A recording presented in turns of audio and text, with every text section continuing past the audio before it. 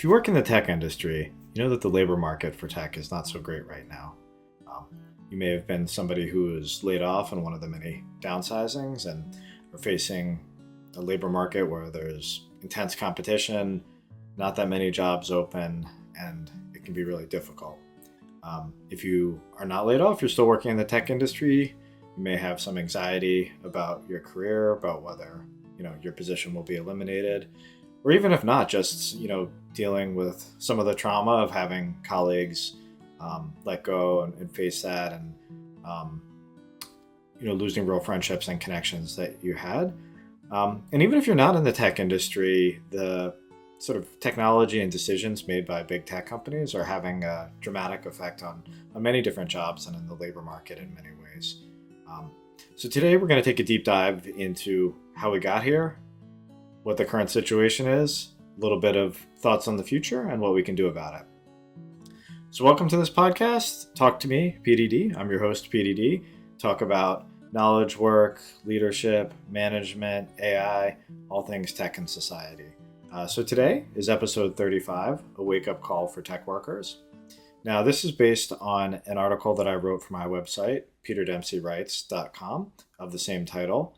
And it's also something sent out in the newsletter, which you can sign up for on that website. So got to get the shameless plugs out of the way. But if you enjoy this content, you want to hear more, please like and subscribe to this video, and follow me all the places that I am. So how did we end up in this situation? Now, we had the emergence of generative AI, which we'll get to in a second. But that isn't the only factor that led us to where we are today in terms of the labor market for tech workers and some of the impact of technology on workers. So leading up to this period, there was a massive period of overhiring in the tech industry during the pandemic. There was a real fear about losing anyone that you had hired because the cost to replace them would be so high. There's this intense competition between all the tech companies. So that left us in a situation where companies probably hired more people than they needed and maybe didn't have the type of attrition where people would leave, or maybe they wouldn't perform the way that they were expected. So because of that, there was sort of a natural cycle of downsizing that was probably going to happen anyway.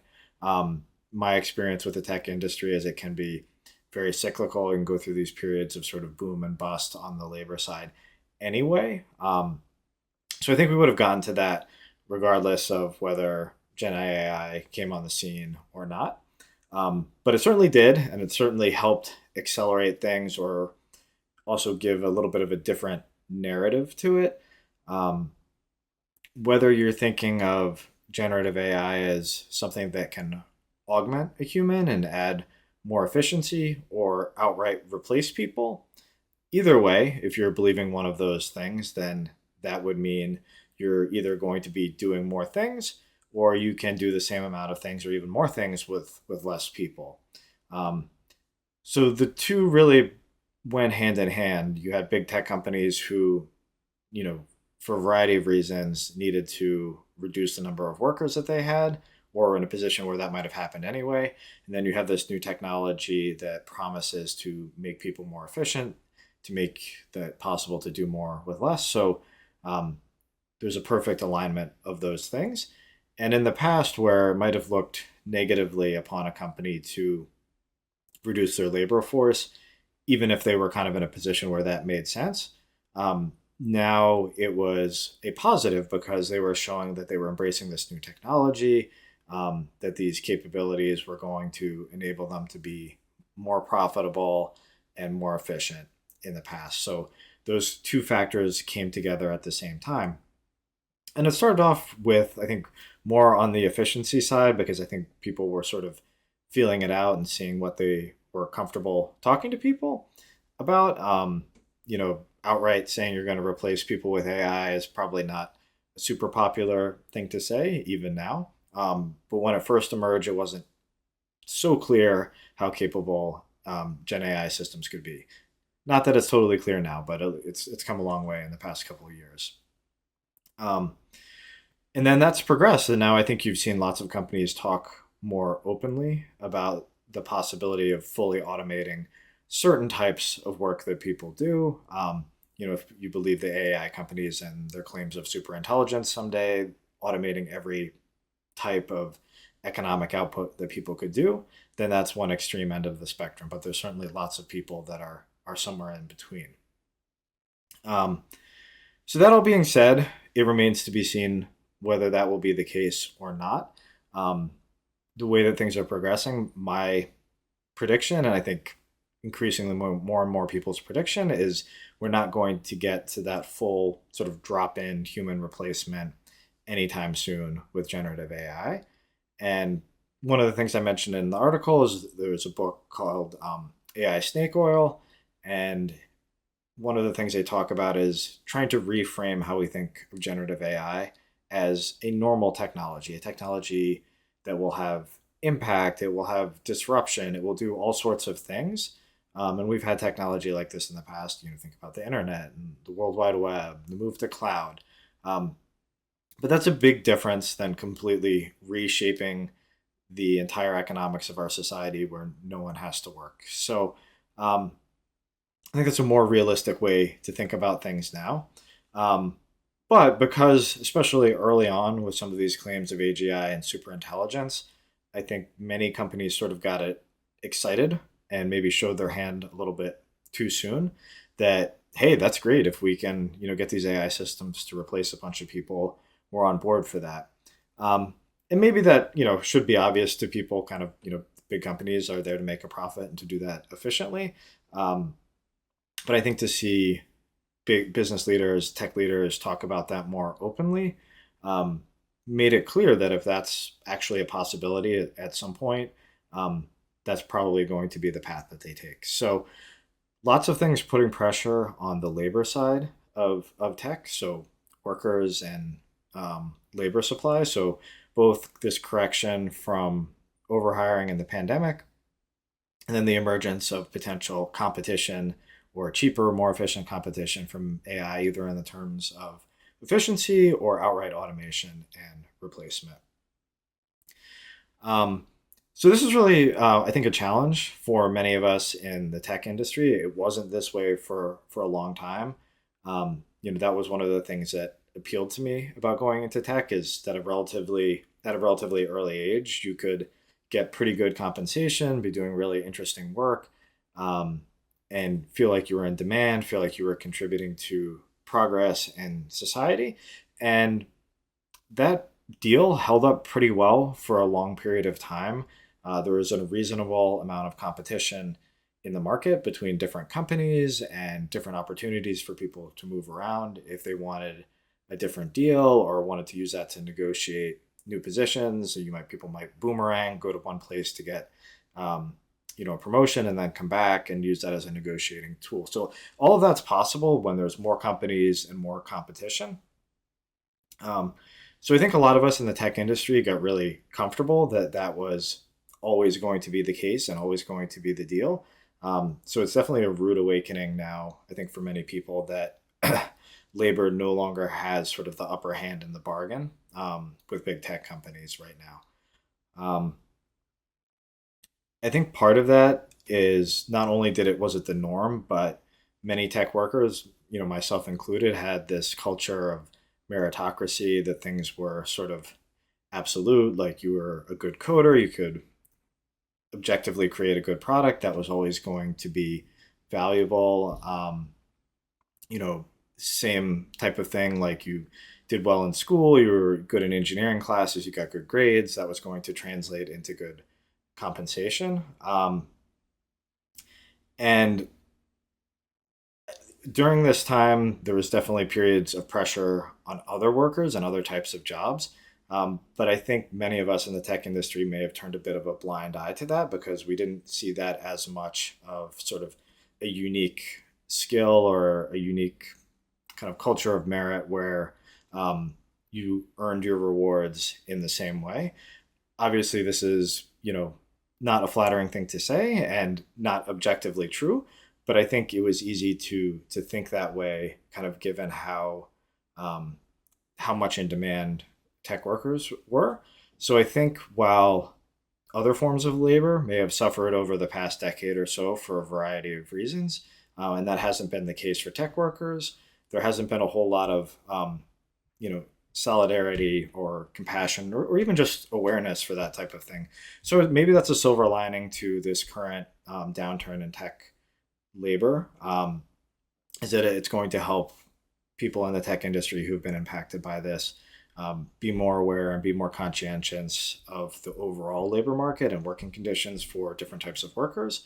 Um, and I think going forward, that's an opportunity that we can all advocate for, and it's going to be in everybody's best interest to do that. And one of the reasons why it's important for knowledge workers to be aware of sort of overall labor conditions and even lower skilled or maybe less glamorous type of work than what we're used to, and paying attention to that is I think that's where a lot of these systems of exploitation and using tech to surveil or coerce workers starts, because nobody's sort of protecting that group as much or paying as much attention to it. And the risk there obviously is bad for those workers, but then it becomes normalized and moves things up.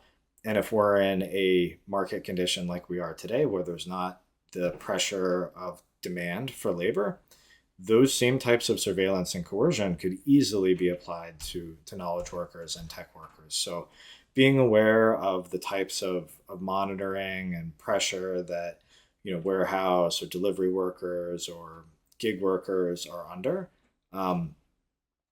it's in our own self-interest as knowledge workers to be aware of this and to advocate for better working conditions there, because it's really only kind of the thin veil of the demand for our skills that are separating us from that same fate. In many ways, it would be much easier, right? We're already working on tech-connected machines with cameras and tracking and all sorts of things like that. It would be easy to do. And also, we're oftentimes the ones working at companies that are building these tools and implementing them.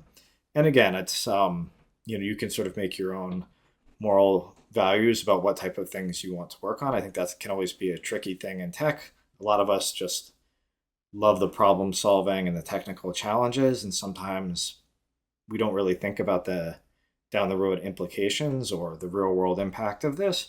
And I'm not going to judge that. There've been points in my own career where I've thought about both. But something to bear in mind, the impact and the contributions that we may play in some of these areas. So I think while it's important to kind of take all these things into account right now when the situation's not so great for tech labor, I do think things will turn for tech, because I think it's becoming apparent that there's still work to do for GenAI systems to be able to automate various types of labor. I think there are absolutely opportunities there.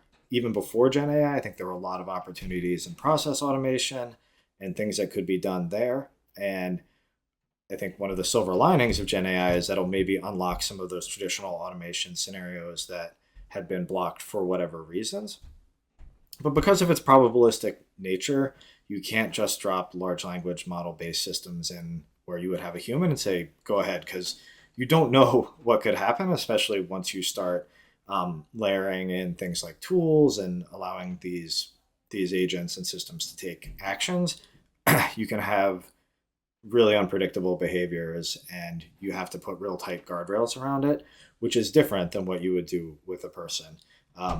There's all sorts of other things around, costs and where things will continue with scaling. So I think it's fairly likely that this is not going to be the replacement for all knowledge workers right now. So that probably means at some point, maybe in the next 2 years or so, and probably after some more pain and a market correction and things like that, the tech labor market may swing back the other way, where workers are more in demand and it sort of returns back to the world of tech that we were used to. But I hope we'll remember the lessons from this period, and we won't take it for granted that we're special and we necessarily deserve the compensation that we get. I believe that you don't necessarily get what you deserve, you get what you can demand.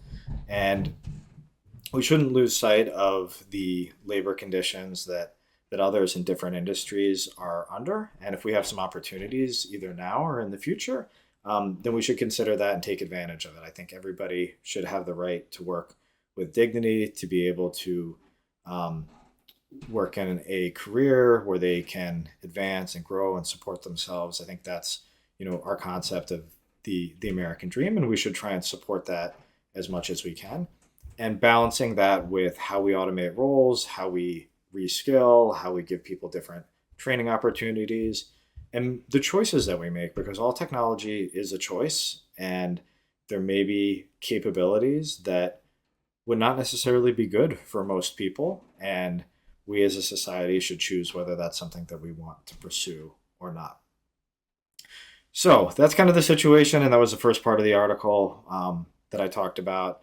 And I'm not the one to solve these problems, but some of the ideas that come to mind and some things to think about that I would encourage all of us, especially those in the tech industry, to think about are the ones that follow. So you might just say, well, isn't this just capitalism, right? These big companies are designed, or any size company is designed to make a profit and to serve their shareholders, and market competition is going to produce the most efficient outcome. And one of the things that counters that, and this comes from Cory Doctorow's book Enshittification, and it's been talked in a number of other places, is that there's not a competitive market now in a lot of the spaces in tech. There's been really very little enforcement of anti-monopoly type laws, and many tech companies have just gotten big and consolidated in certain spaces. So there isn't the natural market demand and competition that would force some of these things to happen. And it doesn't push companies to be more competitive in their product, and it doesn't push them to be more competitive for labor. If you have three different companies building technology in one space, you're going to have a lot of duplication of roles. You're going to need, full HR departments and software development departments at all three of those companies. If they get consolidated into one, it's likely that you will need less workers. And Peter Thiel's been quoted as saying, that competition is inefficient. Well, yeah, it's inefficient if you own the company and you're one of the elite monopolists owning these things. But for the rest of us that are, trying to have a competitive labor market, not so great for us. So we're in this environment now where there's been so much consolidation. It's not really a capital market in the traditional sense, and it's much more like a feudal market where these big companies can control a lot. Oftentimes they'll organize with each other around certain things where you might think they would compete, but they'll just agree not to. A classic example of that is Apple paying Google, Google paying Apple $20 billion a year or whatever it is, so they don't develop a search engine and that sort of thing, right? So that's one. Another interesting one, and this was from Power and Progress, was looking at the costs of labor versus capital, and at least in the US with payroll taxes and things like that. If, let's say, you were paying a worker $100,000 a year versus $100,000 investment in AI hardware and AI systems to do the same work, it's not going to be an equivalent cost because what you would pay on taxes for that capital is like 5%. And with payroll taxes and things like that being 25%, probably more with other things, the cost for a human worker to do the same thing is not competitive. So that's an area, and again, I don't know anything about taxes and balancing that sort of thing out. But you can see that's a systemic thing that's pushing companies in a logical way to try and automate labor just from a pure cost perspective, even if everything else was held equivalent. So that may be an area of opportunity. Another one along the taxes area, and this was from More Everything Forever, is things like billionaire taxes and capping wealth at a certain point, or a very high bracket percentage beyond a certain point. Like, do we really need billionaires in society? Is that necessarily a good thing? Is that one argument might be, okay, these are great minds that are pushing innovation. And maybe another one is that, okay, you have this group of elites, and even though they're very smart, can get pulled into certain types of groupthink and different ideas that are so disconnected from the rest of us that maybe they're not for the best. So that's an option as well. And again, these are all things that we're free to decide as a society. Not easy to do. Not suggesting that's going to happen anytime soon, but that's something that could be used as a lever here. Next is sort of is labor organization. Now, unions have had various problems over the years with corruption or discrimination, racism, things like that. But they are a way to have a more collective bargaining type of power for workers. I'm not really sure if this is ever something that's been done at scale in the tech industry. I've seen a few people talk about it here and there. And I don't know how difficult that would be to kind of organize and how much that would help in a situation like this. But you do see in some countries that have workers' councils that they're able to advocate for their workers and protect them in a way that they don't in places like the US, where there's not labor organization in the tech industry. And even if it's not just negotiating for labor contracts and things like that, it's a way to collectively influence the direction of the technology in a way that benefits people doing the work and benefits society. And then the last one is around labor classification. So the gig market has emerged as a really useful tool for businesses where they want to have flexible hiring or flex staff out in different ways. It has the promise of giving the workers the ability to be their own boss, to pick up work as needed by them and supplement income in different ways. And that's great. Lots of benefits for that. Lots of really useful services have come out of it for everyone. But I think the problem is it circumvents some of the requirements on compensation and other benefits that companies would have to give to full-time employees. And many times in these sort of gig companies and offerings, the deal will start out very well, and then they dominate the market, and then that deal goes down, and there's not a whole lot that the gig workers can do there. And then going back to that sort of feudalism versus capitalism, if you have all of those things together, you have a gig company that totally has a monopoly on the market. Not usually a good situation for the gig workers there. So that might be an area where there needs to be some more regulation or consistency in how gig workers are treated versus actual employees at a company, because that would force some more alignment between the benefits that they get. So again, some food for thought. I think we'll have some more chances. And all of this with technology and where things go in the labor market, we have choices here. We can try and direct different things. We may not have direct control over it, but it all starts with awareness, being aware of our situation, the other situations with different workers where we may contribute to not great conditions by our work in the tech industry. And if we can have more of a shared appreciation for the situation that we want to work in, it's probably going to be beneficial for all of us. So check out the article on my website, peterdempseywrites.com.